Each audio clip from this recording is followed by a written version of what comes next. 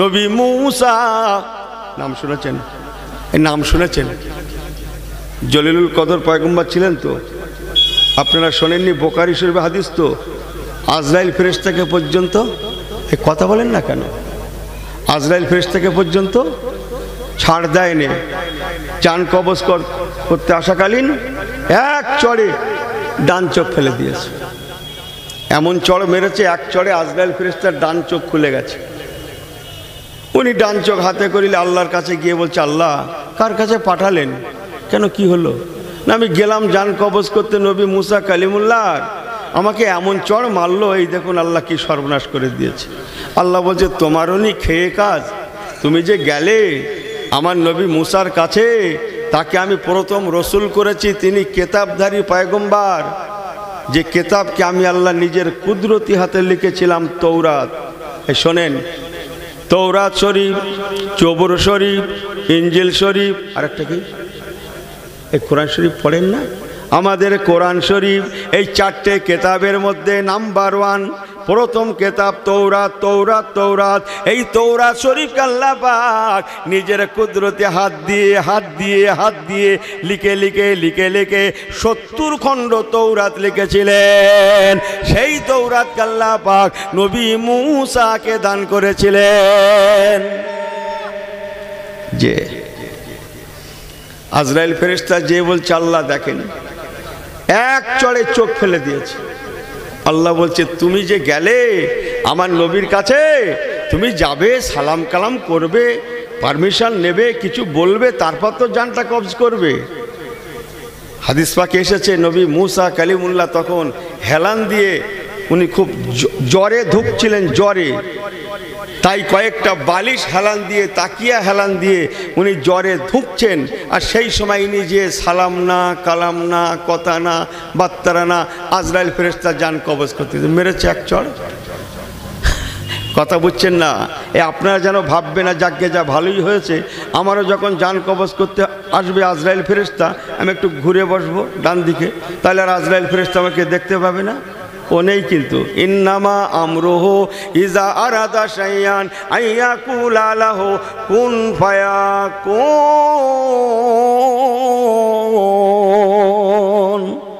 আল্লাহ কোরআন পাকে ফরমালেন, রে বান্দা, আমি আল্লাহ যখনই যা ইচ্ছা করে কোন হয়ে যায়, ফায়াকুন সঙ্গে সঙ্গে হয়ে যায়। নবী মুসা কালিমুল্লাহ চড়ে আজরাইল ফেরেশতার ডান চোখটা খসে পড়তে পারে, সেই চোখটা আল্লাহ পাক আবার কি সেট করে দিয়েছিলেন।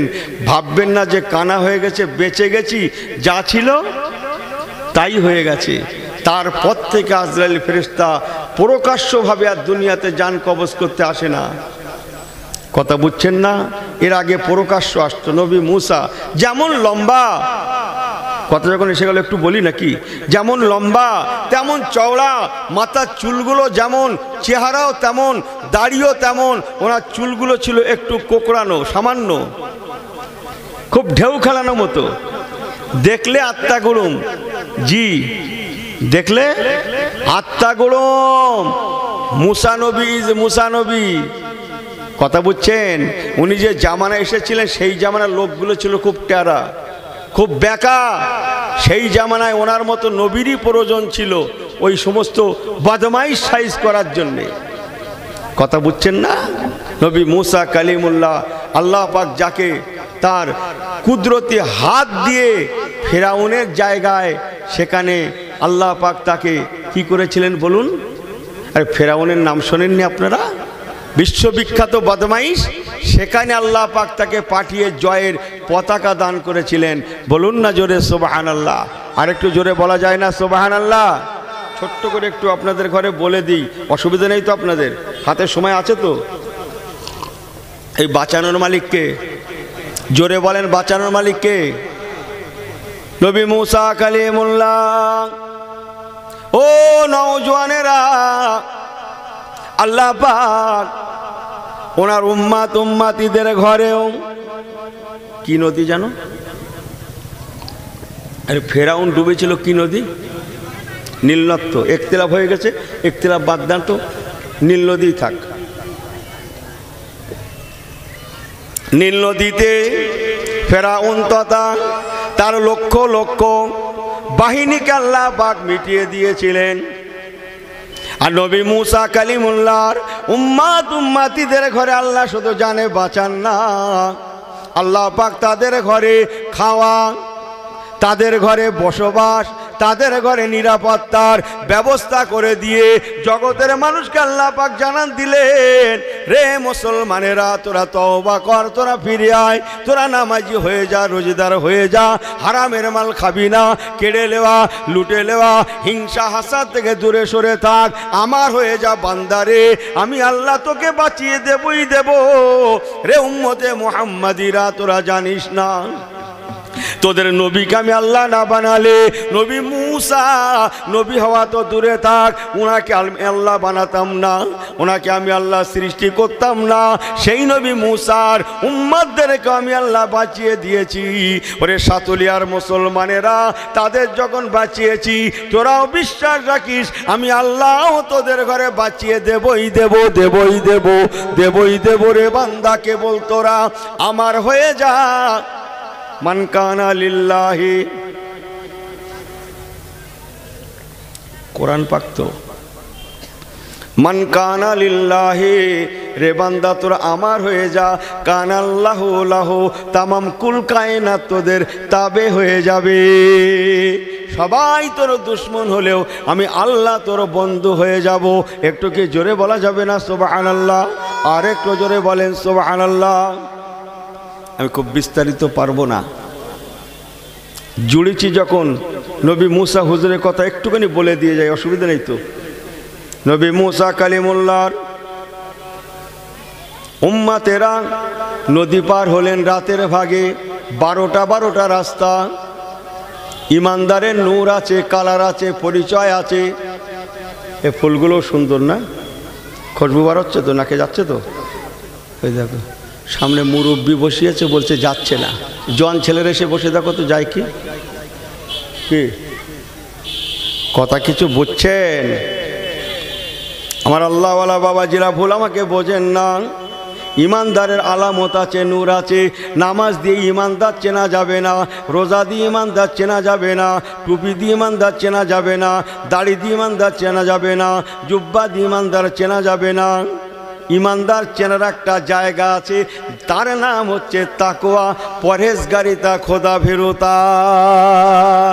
যার মধ্যে যত খোদা ভীরুতা, ও আল্লাহওয়ালা গণেরা মনে রাখুন, তার ইমানের নূর তত বেশি। নামাজ দিয়ে নয়, যে নামাজ দিয়ে চেনা যাবে না। চলেন পরে বলছি। হযরত নবী মুসা কালিমুল্লাহর উম্মতদের কিলে নবী আমার নীল নদে নামবেন, ঠিক এমন সময় আল্লাহর হুকুম, 12টা রাস্তা হয়ে গেল মুসা কালিমুল্লাহর উম্মতদের জন্যে। কেন জানেন? ওনার সঙ্গে 12টা কাফেলা ছিল, 12টা গ্রুপ ছিল। এটা শেখ, এটা সৈয়দ, এটা মোল্লা, এটা পাঠান, এটা মীর। কথা বুঝছেন না? এই রকম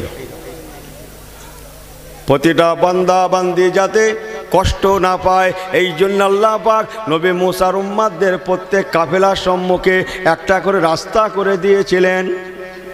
নবী মুসার উম্মতরা নদীতে নেমে গেলেন, মাঝ বরাবর পৌঁছে গিয়েছেন। খুব খেয়াল করে শোনেন, অনেক কষ্ট করে বসেছেন, আমিও খানিকটা অনেকটা দূর থেকে ছুটে এসেছি। যদিও নাকি ভায়া ঘর, আসছি অনেকটা দূর থেকে।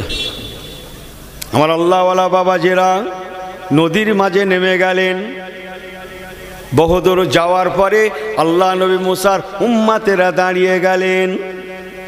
ও নবী মুসা কালিমুল্লাহ, হুজুর আমার বেয়াদবি মাফ করে দেবেন, আমরা এ রাস্তা দিয়ে যাব না, নদী পার হব না।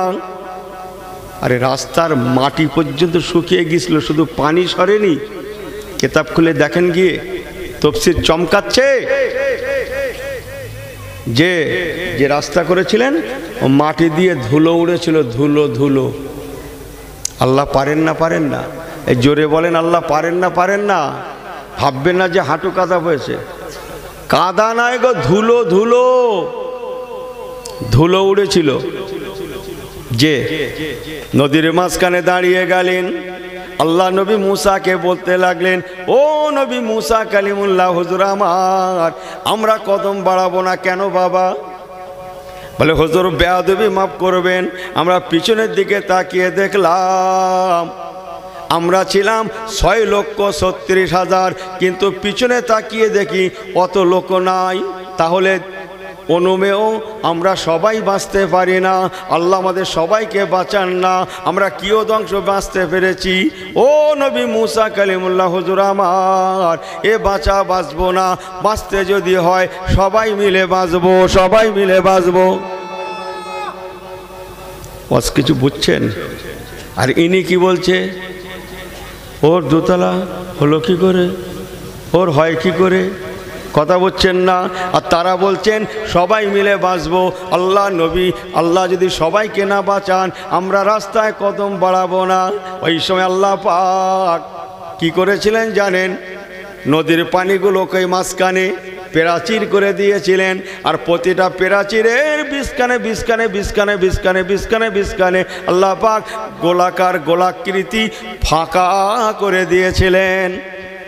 আল্লাহর খেয়াল, রে নবী মুসার উম্মতেরা, তোরা গোলাকৃতি দিয়ে দেখে এলে, তোদেরকে যেমন বাঁচিয়েছি তেমন তোদের আর একটা গ্রুপ ভাইয়ের জন্যে পাশে রাস্তা করে দিয়েছি, তেমন আর একটা রাস্তা। তোরা ছিলি 12টা কাফেলা, আমি 12টা রাস্তা করে সবাইকে বাঁচিয়ে দিয়েছি।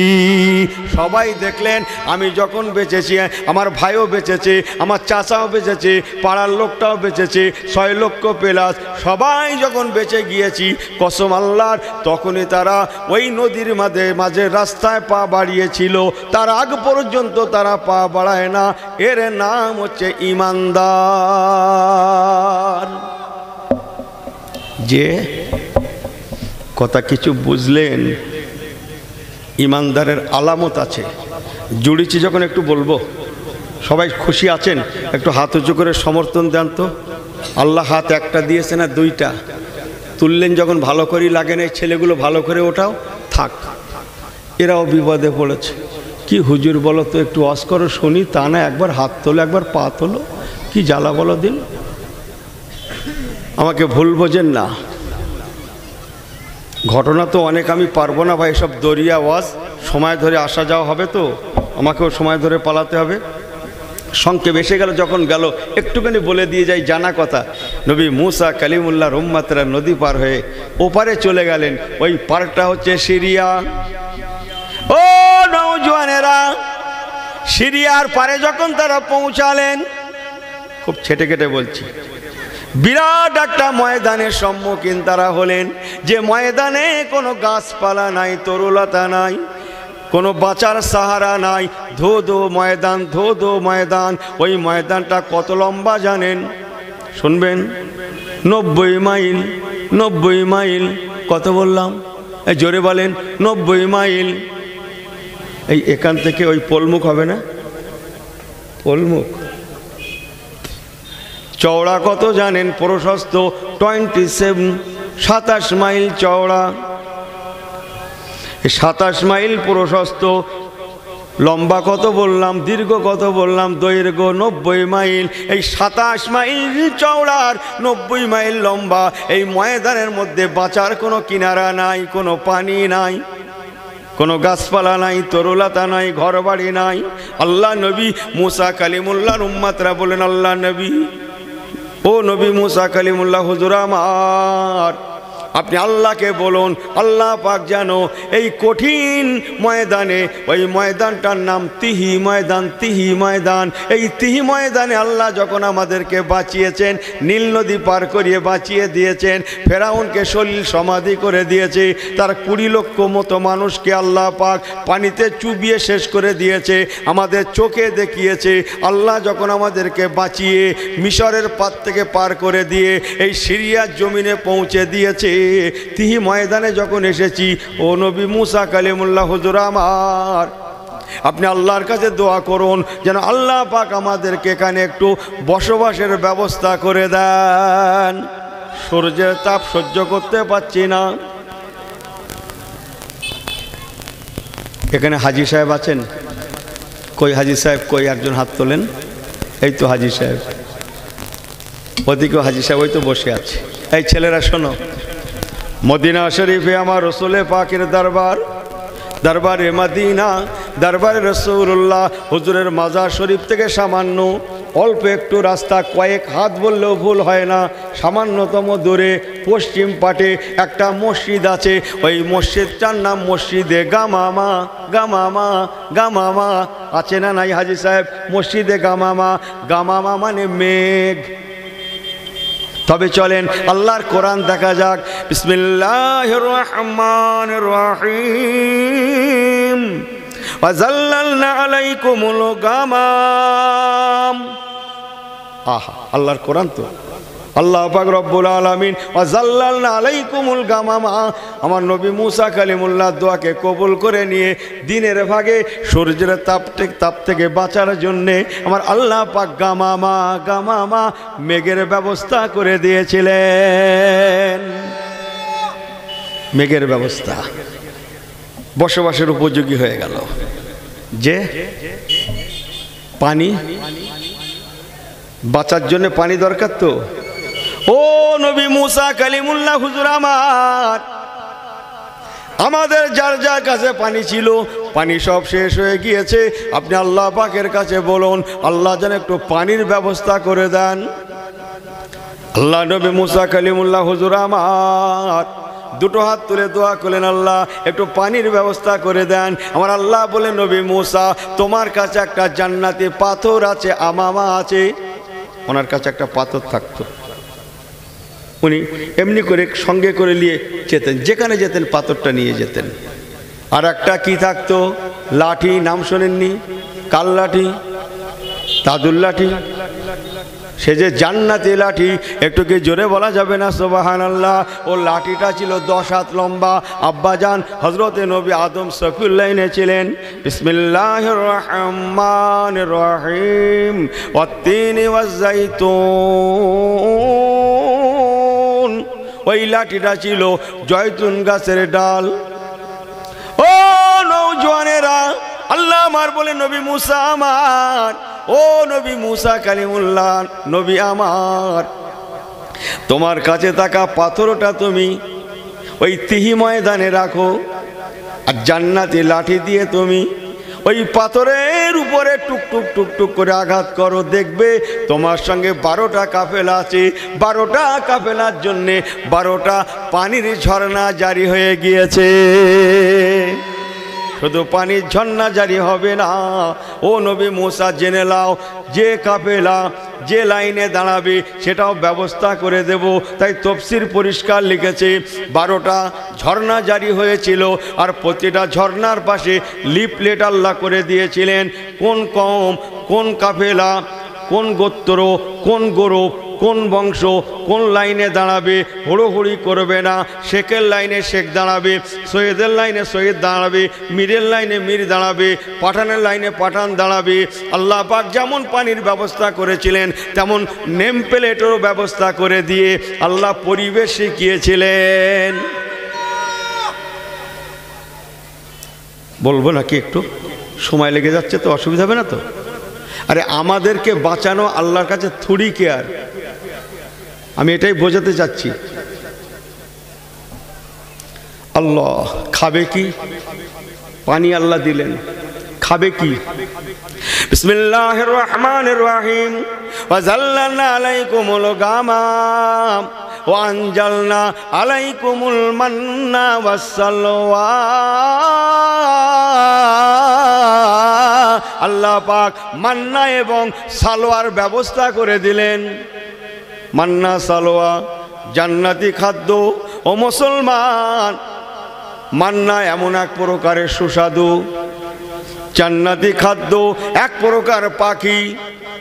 আল্লাহ জান্নাত থেকে জীবন্ত উড়ে উড়ে আসতো, ঝাঁকে ঝাঁকে আসতো, নবী মুসার উম্মাদদের হাতের কাছে চলে আসতো, আর এনারা হাতটা বাড়ানোর সঙ্গে সঙ্গে সেটা গরম ভুনা হয়ে গরম গরম গরম গরম প্রতিটা উম্মাতের হাতে হাতে হাতে হাতে চলে আসতো। আর সালোয়া হচ্ছে এক প্রকার ঠান্ডা জাতীয় বরফ আকারের খুব সুস্বাদু, ওই জামানার ওই এলাকার পরিবেশের জন্য মানানসই এক প্রকার উপকারের উপাদেয় জান্নাতি খানা, জান্নাতি খাদ্য, যেটা খেলে পরে শরীর স্বাস্থ্য ভালো থাকতো। ঘটনা অনেক আমি পারবো না। দীর্ঘদিন আল্লাহ ওদের ঘরে পানি, মেঘ, খানা সব ব্যবস্থা করলেন। শেষ লাইনটা বলছি, মাঝখানে বলবো না, ক্ষমা করে দেবেন, সব দরিয়া কথা। আল্লাহ বললেন, নবী মূসা, ও নবী মূসা কালিমুল্লাহ, ওয়া কাল্লামাল্লাহু মূসা তাকলিমা। নবী মূসা আমার, তুমি তোমার উম্মতদেরকে নিয়ে তিহি ময়দান থেকে বিসমিল্লাহির রহমানির রহিম সুবহানাল্লাযী আসরা বিআবদিহি লাইলাম মিনাল মাসজিদিল হারামে ইলাল মাসজিদিল আকসা, মসজিদ আকসাতে যাবে। মসজিদ আকসাতে গিয়ে ওখানে একদল দুর্ধর্ষ জাতি বসবাস করে, তারা মসজিদ আকসাকে দখল করে রেখেছে। ও নবী মূসা আমার, তোমার উম্মতদেরকে বলে দাও, তোমার উম্মতেরা যেন মসজিদ আকসাতে গিয়ে ওদের হাত থেকে মসজিদ আকসাকে দখল করে। আমি আল্লাহ পাক বলে দিলাম, ওই জিহাদে আমি আল্লাহ ঈমানদারদের জয় করাবো। আল্লাহ বলেও দিলেন জয় করাবে কিনা। কিন্তু তারা কি অনেক কথা তারা শুনেছিল। ওই এলাকায় যারা বসবাস করে তারা বড় দুর্ধর্ষ, তারা যেমন লম্বা তেমন চওড়া, তেমন শক্তিশালী জাত, যার জন্য তারা বেঁকে বসলো। আরে কোরআন খোলেন, বিসমিল্লাহির রহমানির রহিম ইন্না হাহুনা কায়েদুন। তারা নবী মূসা কালিমুল্লাহকে বললেন, নবী মূসা, আমরা দেখেছি আল্লাহ আমাদের নীলনদ থেকে বাঁচিয়ে দিয়েছেন, আমরা পেয়েছি আল্লাহ মান্না সালো আমাদের নসিব করেছেন, জান্নাতি পানি দান করেছেন, গামামা মেঘের ব্যবস্থা করেছেন, সব ঠিকই। কিন্তু মনে রাখুন ও নবী মূসা, আমরা জিহাদে যাব না, বাইতুল মুকাদ্দাস উদ্ধারে যাব না, বরং ইন্না হাহুনা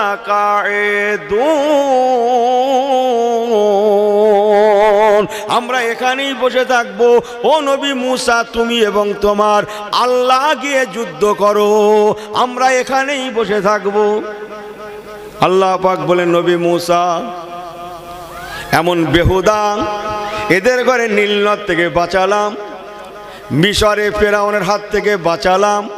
এরা মিশরের জমিনে 400 বছর কৃতদাস ছিল, লেবার ছিল, তার থেকে বাঁচালাম, নীলনদ থেকে বাঁচালাম, সিরিয়ার জমিনে এনে এদেরকে মেঘের ব্যবস্থা করে দিলাম, বসবাসের উপযোগী করে দিলাম, খানা পানির ব্যবস্থা করলাম। আমি আল্লাহ পাক বসে বসে খাওয়াচ্ছি। তথাপিও এরা যখন এত বড় বেঈমানি, এত বড় নেমো খারাম, এরা পরিষ্কার বলছে, ও নবী মূসা, আমরা যাব না, আমরা যুদ্ধে যাব না, আপনি যান আর আপনার আল্লাহকে নিয়ে যান, দুজনে যুদ্ধ করুন, আমরা বাইতুল মুকাদ্দাসে যাব না। ও নবী মূসা, তুমি চিন্তা করবে না। ওরা এত বড় নেমো খারামি যখন করতে পারলো, আমি আল্লাহ পাক ওদেরকে এই তিহি ময়দানে 90 মাইল লম্বা, 27 মাইল চওড়া এই তিহি ময়দানে আমি আল্লাহ ওদেরকে একাধ দিন নয়, একাধ মাস নয়, একটানা 40 বছর ধরে আমি আল্লাহ এদেরকে কয়েদ করে রেখে দেব, এরা বার হতে পারবে না। আল্লাহ নবী মূসা কালিমুল্লাহর সঙ্গী হবে না, আমরা সিরিয়ায় থাকবো না, আমরা মিশরে চলে যাব, এই না মনে করে লক্ষ লক্ষ বেহুদারা তারা কি করতো জানেন? প্রতিদিন সকাল হতো আর তারা সিরিয়ার জমিন থেকে মিশরে যাব মনে করে রওনা দিত লক্ষ লক্ষ মানুষ। সারা দিন অবিরাম চলার পরে যখন সন্ধ্যা নেমে আসতো, তারা যখন দাঁড়িয়ে যেত রাতটা পোহাক, তারপরে পরের দিন রওনা দেব, এই খেয়ালে যখন সন্ধ্যার সময় তারা যেখানে পৌঁছাতো, তারা কি দেখতো জানেন? তফসিরের কেতাব চমকাচ্ছে, হায় হায়, সকালে যেখান থেকে রওনা দিয়েছিলাম আবার সেখানেই পৌঁছে গিয়েছি। এমনি করে করে 40টা বছর তারা একই অবস্থা, সকালে যায় সন্ধ্যায় পৌঁছায়, কিন্তু সন্ধ্যার সময় দেখে সকালে যেখান থেকে বার হয়েছিলাম আবার আমরা সেখানে পৌঁছে গিয়েছি। আমার আল্লাহ পাক তাদেরকে রেহাই দেন না। আর লম্বা করব না, ঘটনা অনেক ছিল। আপনারা একটু একটু ঘুমোচ্ছেন মনে হচ্ছে, তাহলে হাত পা জুড়ে এমন করে কি, হ্যাঁ এই ছেলেগুলো ভালো করে লাগো, নারে তাকবীর। এই লকডাউন আবার ফিরে ঘুরে আসছে, শুনেছো ছেলেরা, শুনেছো লকডাউন নাকি আবার হবে, শুনেছো? ভালো করে লাগো, ওসব বাদ দাও, আল্লাহ আল্লাহ রসুল ছাড়া কেউ নেই। জোরে বলুন নারে তাকবীর, জোরে বলেন না নারে তাকবীর। চলেন আমার ওয়াজ সেই পুরনো কথা কি বলছিলাম, আল্লাহ নবী মুসা কালিমুল্লাহ, তো মনে নেই মোনাজাত, আয় রব্বুল আলামিন আল্লাহ আল্লাহুম্মা আজআলনি মিন উম্মাতি আহমাদা। ও রব্বুল আলামিন আল্লাহ পাক, আমি নবী মুসা বড় খুশি হতাম যদি শেষ জামানা নবীর উম্মত বানাতেন। এই বেলায়েতে নবুয়ত অপেক্ষা আমি নিজেকে বড় ধন্য মনে করতাম। ও মুসলমান, সেই নবীর উম্মতদের ঘরে যারা এমন করলো, আল্লাহ পাক যখন তাদের ঘরে বাঁচিয়ে দিলেন, এত করে যখন তাদেরকে বাঁচাতে পারলেন, তারপরেও তারা বেঈমানি করলো। হ্যাঁ, বেঈমানি করেছিল। ওর পরের লাইনটা আমি যাচ্ছি না, আগের লাইনটা। আল্লাহ যখন তাদের ঘরে বাঁচালেন, ও আমার সাতুলিয়ার ভাইয়েরা, আল্লাহর কসম, আমার আপনার নবী নূর নবী জনাবে মুহাম্মদুর রাসূলুল্লাহ, জোরে বলুন সাল্লাল্লাহু আলাইহি সাল্লামের খাতির আল্লাহ দুনিয়া বানিয়েছেন। আউয়ালু মা খালাকাল্লাহু নূরি, আল্লাহ নবী ফরমাচ্ছেন আমার নূরকে আল্লাহ সর্বপ্রথম বানালেন। দোসরা হাদিস নয়, ওই সংলগ্ন হাদিস, অকুল্লু শাইইম মিন নূরি। আল্লাহ রসুল বলেছেন আমার নূর থেকে আল্লাহ সব বানিয়েছেন। ও মুসলমান, আমার নবী পাকের ওসিলায় নবী মুসা নবীত্ব হলেন, নবীত্ব পেলেন, নবী হলেন, নবী মুসার উম্মতরা সৃষ্টি হলেন। আর আমার আপনার নবী নূর নবীর ওসিলায় আল্লাহ পাক শুধু ওনাকে বানান না, ওনার উম্মতদের বানান না, আমার আল্লাহ নিজে দেওয়ানা হয়ে গেলেন। ও মুসলমান, তাই বলে গেলাম ফিরে আসুন, যে যাই দুশ্মনী করুক এই ইমানদারকে কেউ হেলাতে পারে না, পারবে না। তওবা করুন, ফিরে আসুন, ইমানের নূরকে প্রজ্বলিত করুন। আল্লাহর কসম মুসলমান, আল্লাহ কালকেও যেমন বাঁচিয়েছিলেন আজকেও তেমন বাঁচাবেন ইনশাল্লাহ। কাল ময়দানে মাহশারে আল্লাহ পাক আমাদেরকে ইয়া আইয়ুহাল্লাযিনা আমানু ওয়া আমিলুস সালিহাতি কানাত লাহুম জান্নাতুল ফিরদাউসে নুজুলা, দয়ার জান্নাত দেখাবেন। আল্লাহুম্মা সাল্লি আলা। এখানটা কি বালা মুসিবত চলছে?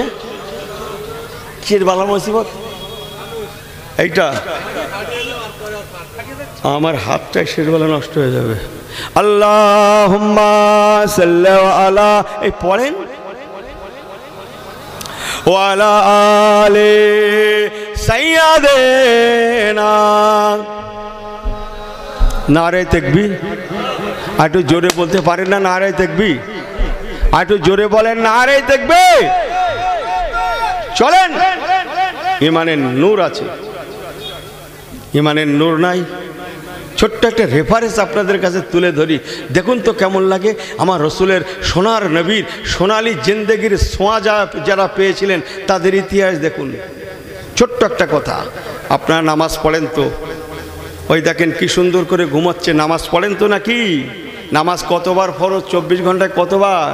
5 বার নয় যে 5 বার। তো রসুলের সঙ্গ যারা পেয়েছিলেন, সোনালি জিন্দেগির ছোঁয়া যারা পেয়েছিলেন, আল্লাহর কসম তাদের আওয়াবিন নামাজ, চাশতের নামাজ, ইশরাকের নামাজ, তাহাজ্জুদ নামাজও তাদের কাজা যেত না। বলুন না জোরে সুবহানাল্লাহ। কিতাব খুলে দেখেন গিয়ে, আমার রাসূলুল্লাহ 365 দিনের 365 দিন বছরে তাহাজ্জুদ আদায় করতেন। একটা দিন যদি রাসূলুল্লাহ তাহাজ্জুদ নামাজ ছেড়ে যেত, আমার রাসূলুল্লাহ সেই তাহাজ্জুদের নামাজটাও কাজা আদায় দিতেন। সুবহানাল্লাহ বলবেন না? আমরা চাচা জুম্মায় যাবে নাকি? তুমি চলো, আমি কি যাচ্ছি। তার মানে কে যাবে? এই যাবে, হ্যাঁ কথা বুঝছেন? ইমানের নূর আছে। ছোট্ট একটা রেফারেন্স, রসুলে পাক সরকারে দু আলমের ছোঁয়া পেয়ে যারা সোনালী জিন্দেগি তৈরি করেছিলেন, সম্বন্ধে আজকের বহু রকমের স্রোত এখানে ওয়াজ শুনছেন। মুরব্বীরা আছেন, হালকা বয়সের আছেন, বেশি একটু হালকা বয়স দেখছি, এদের হয়েই বলি। এই 18-20 যারা বসে আছেন এদের ওয়াজ করছে। মুরব্বীর একটু সময় দেন, সময় পেলে আপনাদেরও লাগবো। মা বোনেদের ওয়াজ সময় পেলে তাও একটু বলবো ইনশাল্লাহ। এই 18-20 বসে আছেন এদের প্রথম বলি, এরাই কমিটি হয় বেশি, কথা বুঝছেন না? আর পয়সা করে এরাই বেশি টেশি দেয়, কি ঠিক কিনা? মুরব্বীদের কথা বলতে পয়সা দিতে পারে না, চার দোকানে চা খেয়ে বাকি পয়সা দিতে পারে না, কথা বোঝেন না কথা? যে আমার রসুলে পাকের একজন নওজোয়ান সাহাবী, বয়সটা তার 18। কত বললাম? 18। জি, বয়সটা তার 18। আগেকার যুগ জামানা বলে কথা, ওই রকম বয়সে বিয়ে শাদী হতো। হালপিল একটু বেড়েছে। 18 বছরের নওজোয়ান সাহাবী, মদিনার একটা মহল্লায়, খুব ছেটে কেটে বলছে, এক মাগরিবের নামাজের পরে, বাদা সলাতিল মাগরিব, মাগরিবের নামাজের পরে রাতের ভাগে সেই 18 বছরের নওজোয়ান সাহাবী মদিনার একটা মহল্লায়, আন্নাকাহু মিন সুন্নাহ ফামান রাগিবান সুন্নাহ ফালাইসা মিন্না।